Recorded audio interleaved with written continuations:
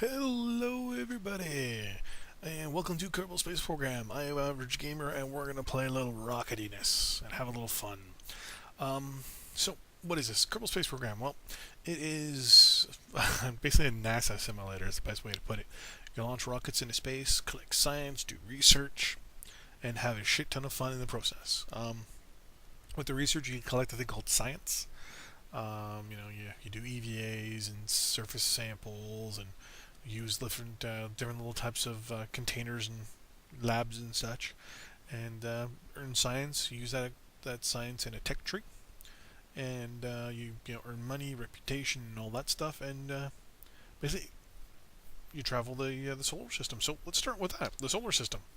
Well, we're gonna go over here to our tracking building, like your classic regular radar tracker, and let's zoom out here. So this is the Kerbal system. We'll start from the outside and go in. So out here we have Ilu, which is kind of like Pluto. Jewel, which is closely resembles, I guess you can say, Jupiter is the best. Drez, I couldn't really say, to be honest with you, which one that really is. It's more of a hybrid of a couple. Duna, which is Mars. Eve, Venus, is our second planet. And then Moho, the inner planet, is Mercury. There's the Sun, Kerbal. Or, well, no, I guess this wouldn't be the Kerbal system, because that's Kerbal. Our system is actually the Sol system. It's not the Earth system. I guess, well, this is Kerbal, so this would be the Sun, so we'll just call it the Sun system.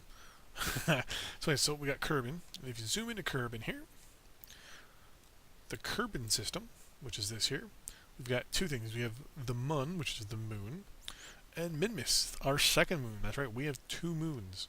At night, though, you actually can't see the second moon. Where is it? Yeah, it's way too small. It's more like a large asteroid. And then the Mun here, you can see at night. So we're going to exit this out a little bit.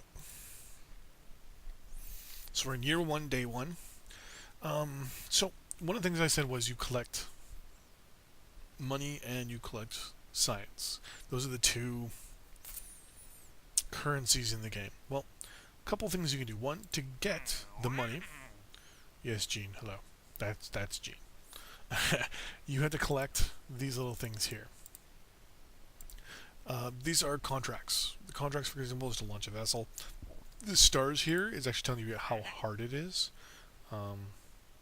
It doesn't say here, but we'll launch our first vessel. So it tells you here what you need to do. We'd like to officially start off the space program with a bang, a very controlled bang, preferably, meaning they just want you to launch a rocket. Prestige, trivial. It has an expiry date, so in 5 days, 5 hours, 57 minutes, and 6 seconds, this will be gone. Like, this actual option will be done. Like, all these actually count down. Say, 5 days, 5 hours, 57. So they go away. They actually expire after a while. So the game kind of pushes you to slowly work your way up. I like usually doing 2 of these at a time, because that's what you can only do at the beginning. Right here, it tells you what you need to do. And I don't know why that's there, but here's your rewards. So you'll get 6,055 in advance. Dollars, I guess we'll call them. And then we'll get 15,963 once we're done, plus 2 science and plus 2 reputation. Reputation's up here. Reputation, to be 100% honest with you, it really doesn't do much from what I'm put together. So we have a little thing. And if we lose, if we don't do it, if we fail to launch by that time, if we take the contract, we fail and we get charged $6,600. See the options here where you can decline it or accept it. We're just going to close the screen for the moment. Now, science is this thing we use here in the tech tree. So you start off with start research with the units, well, the parts you have, and you slowly build out. And you'll see that you can actually look in future nodes and see what's available, and that gives you the ability to know kind of where you want to go, see where you want to go. Now, I do have some mods in here, so your tech tree might look a little different. For example, oh, I may have removed it actually. I did. So it may look a little. I have an extra capsule there, for example. I had MechJeb, but it was not updated, so I had to remove it. But basically, it's one of those things where you can see where you want to go. Usually, what I do is I unlock these two, then I go for these two here, survivability and stability, and then I go for aviation, basic science, um, and then I kind of work my way towards anything that has any scientific abilities that we can unlock. So right now we have 0 science to use. We can go in here. This is the the barracks where all the guys are. So these are all the different Kerbins available to you. You'll see each one has pilot, engineer, scientist. Those are the 3 types that you can have. Right now we can have a max of 5 because we have all tier 1 buildings.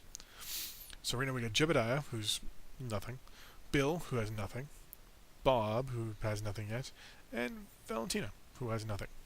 So right now it'll tell you who's assigned on a vessel.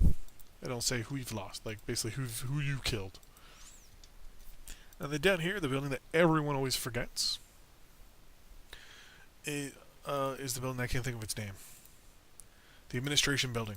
This gives you some good things here. For example, if you talk to Mortimer here, you can do a fundraising campaign. Now, it costs 7 reputation. It takes 5% reputation gains. For every 5% of your reputation that goes up, you yield an extra $1,000 for each unit of reputation, basically. So it takes up 5% of what you gain. So if you gain 10%, if you gain 100 reputation, it takes 5. Patent licensing, same thing. This will cost actually 263 science. Now this thing takes for every 5%. So you can only do one of these at a time, by the way. For every 5% of it basically takes 5% of your science from all your contracts. It yields $2,000 for every 1 unit of science. But then it also takes 5% of your science from just your field work for 484. So this is something we don't want. This is something we would probably do later on down the road. You can actually increase it. So say we wanted to take 50% of our reputation every time we do something. That's what we want to do.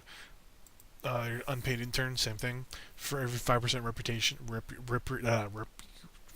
you know that word? You get 1 extra science. This one's 5% of your fund income. You get extra science, and like it tells you, this is for money, this is for science, this is for public relations, aka this is for your reputation, and the last one's operations. I haven't seen this one yet. Minus 1.5 funds off on launch costs and research and development. But this costs for. Oh, okay. This one costs. Interesting. Okay, so the ones we're probably going to go with, to be 100% honest with you, are. We're not too worried about this one.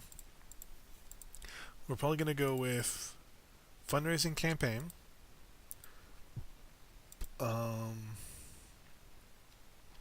Unpaid research.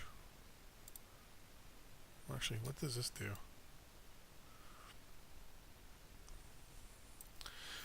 Make a quick buck. This science and energy was collected by selling.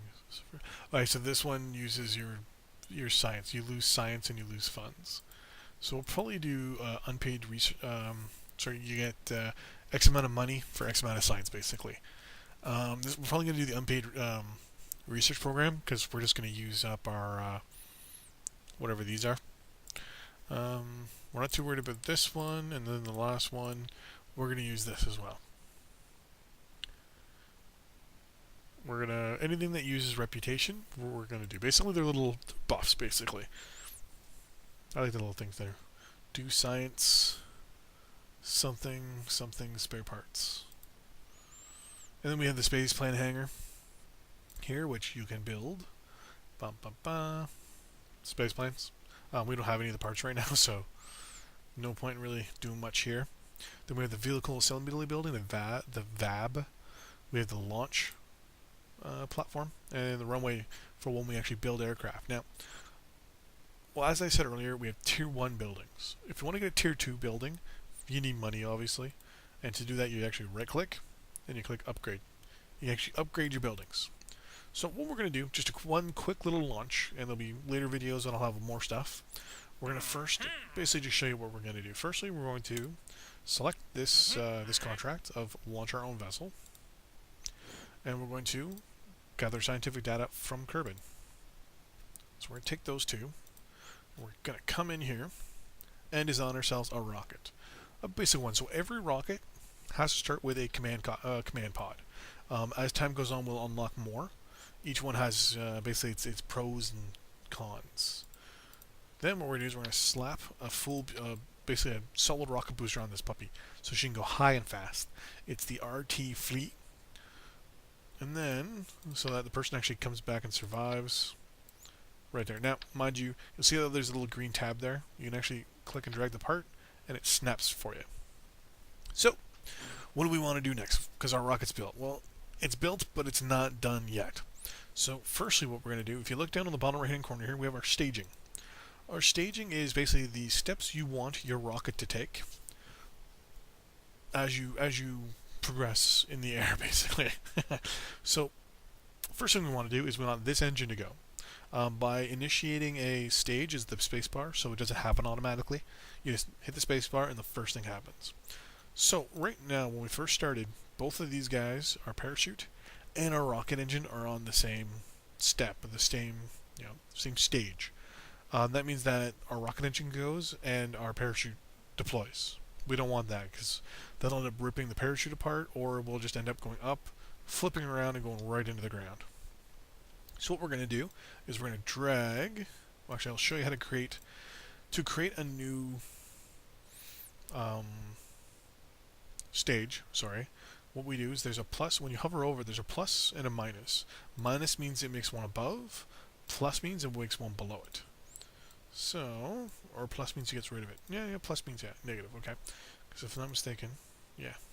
So now you'll notice right now this is supposed to tell us about stuff we have, but it's not. Instead, it's right here for some strange reason. But these are our contracts. So the contracts we have right now: launch our first vessel. It gives you the not so mandatory ones like set an altitude record, distance record, speed record. What we want is the last one here: gather scientific data.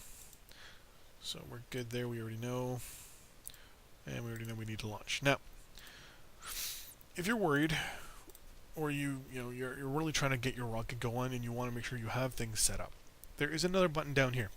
It's the sprocket with the yellow background and the monkey wrench. Click on that. This is the engineer's report. This is actually very helpful for several reasons. One, it tells you the max amount of parts you can use and how many you're using. So right now we're using 3 parts: the rocket booster, the capsule, and the parachute, out of 30. The mass is 2.1 tons that we're using. We have a max of 18. It also shows you the max height, your height, width, and length you're able to use. So the max amount of, so from the bottom of the rocket booster here to the top, it's exactly 3 meters. The max we're allowed to go is 20, so that's not that much higher. So we got another 17 meters. We can get into orbit with that, but that's about it. Maybe rotate the moon, or orbit the moon, and come back, but that's about it. The width, it gives you maximum width. So if you strap on, say for example, more of these puppies, say you can go around. Now we're not going to do that. So, and it'll also, most people don't realize too, after you check all this, so right now it's telling us, hey, vessel 1 has monopropellant. Like it tells you, you can toggle these on and off.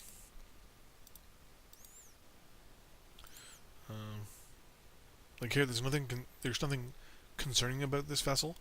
Now, if we did, for example, this, we move the rocket booster into the same stage as our parachute.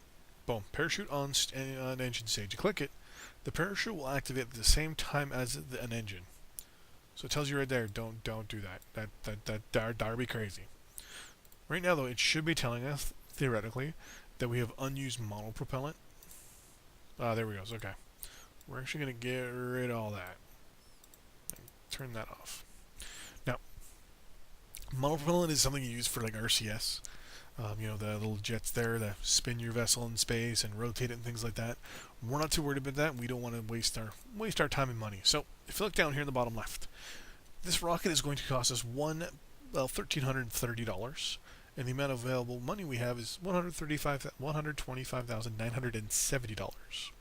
So this guy himself cost us $320. The command pod cost us $600, and the parachute cost us $422. Actually, that math doesn't work. How is this 110? 588. Wait, what? It's 600. So somewhere along the lines we're getting a discount, and I don't know where. There's probably something going on. But anyways, so we're going to launch this puppy. We're not going to name it right now because we're really not going to do much. Later on, what you'd want to do is, I don't know if we have the ability right now, but as you unlock your buildings, you have additional options, like building sections of rockets and then saving them so that you're able to use them up later. One of the things I like to do is design satellites and then put them in the little option there on the side, so you're able to add them later to space planes and throw them in the shuttle bays and stuff like that. So, what are we gonna do? Well, we're gonna hit the contracts button here, and so our first job was to launch our first vessel, but we also had gather scientific data. So we're always I like to start from the bottom. So gather scientific data. Well, what we can do is we can right click on here. I click crew report. That basically means Jebediah in here is going to pull out a pen and a piece of paper and write down what's going on. And the record of the crew's assessment of the situation. There you go. That's exactly what we want. Now, here it tells us if we recover the vessel, we get 4.5 science. If we transmit the science, we get 4.5 science. This later on changes depending on where you are in orbit and how far from Kerbal you are, and how big of an antenna you have sometimes too.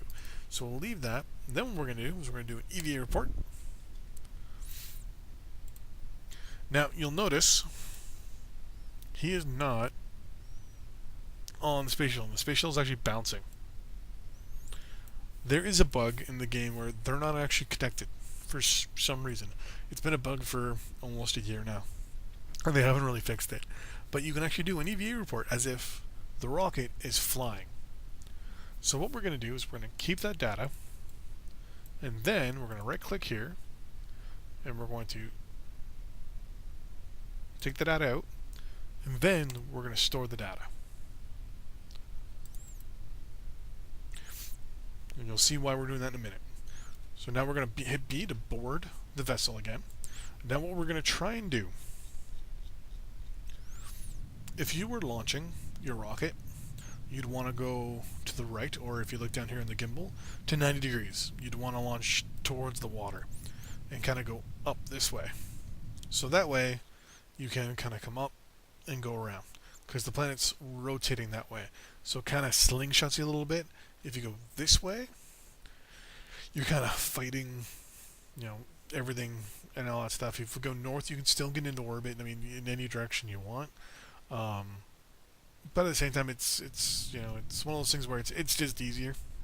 The game even starts you at the equator, so you already have that one little extra. So if you ever watch, for example, we'll come out here again. If you ever watch, for example, NASA, you always see them with the.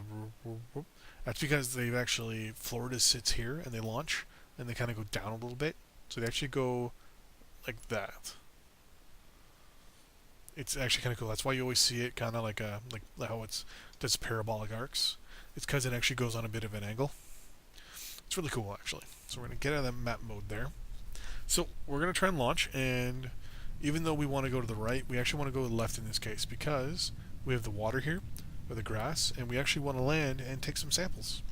And, if we can, hopefully, get some additional science. So the first thing we're going to do is look at our Kerbal positioning system, our KPS.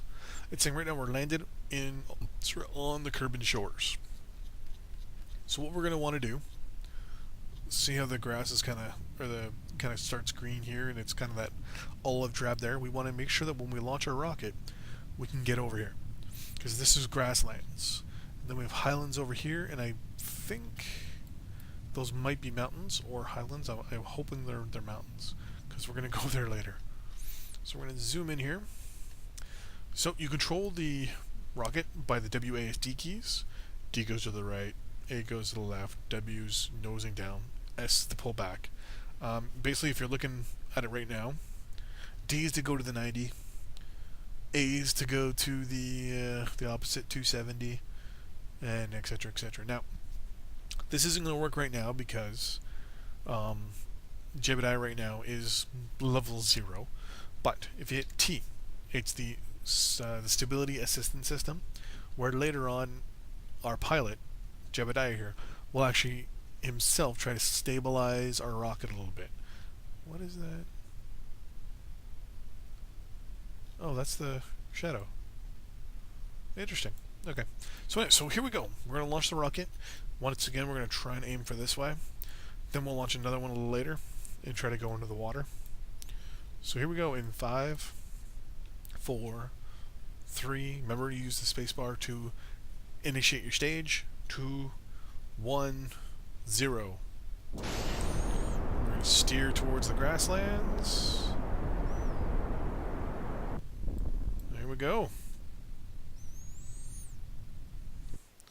And we'll see if we get over there.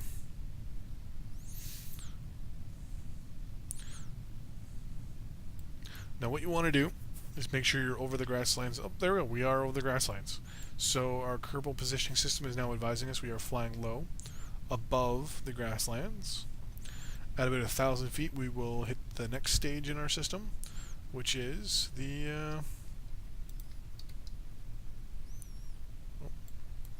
our parachute. And we're at 1,000 feet now. There goes our parachute. That'll slow us down. Now earlier you saw me store the experiment. You will see why momentarily. When we land, we're actually going to do another crew report, because it's now being stored, and we're going to do another EVA. So we're going to kill 2 birds with 1 stone. Land and fall over. I love how that always happens. We're going to try and roll this a little bit. You'll see why I do this in a little bit. And we're going to do EVA. Oh, and our guy fell out. So, we're going to do EVA report. We're flying over the grasslands. We're going to keep that data. And then, if we get close enough... Oh, we can't actually do those yet, because I am a genius. We're going to do a crew report. 4x5 science. We're going to keep that as well. So right now, we have 3 stored data, and we actually have 1 regular data. So now we have 2 crew reports and 2 EVAs. So let's see here what we did. We did pretty good. Overall, we did 3 things. We set our speed record. Get rid of that. We set another speed record, and we launched our vessel. So now, we want to go home, obviously, right? So we can recover the vessel, or we can go to the Space Center, and it would just say that he's currently unavailable. But we're going to recover the vessel. The vessel. So here we go. So this is the end mission screen. Tells you how much science you got, all that stuff. So we started with 0, and we actually gained 57.6 science just from experiments. So recovering the vessel itself gave us 15 science. The EVA report that we did at the very end there, over the grasslands, gave us 16.8. The crew report for the launch pad gave us 4.5. The EVA report from Kerbal Shores, the one we did at the beginning, gave us 16.8 science, and then the crew report from the grasslands we did at the end gave us 4.5 science. So total of 89 science, including our contracts. So we have the next part, which is our parts. It shows us how much we spent and how much we got back. So overall, I think we spent 1,300 or something like that. We ended up getting 1242 back, which is pretty good. So our total funds after getting our contracts and all that stuff is $557,378, which is really good. The further you are from Kerbal, the lower your value is.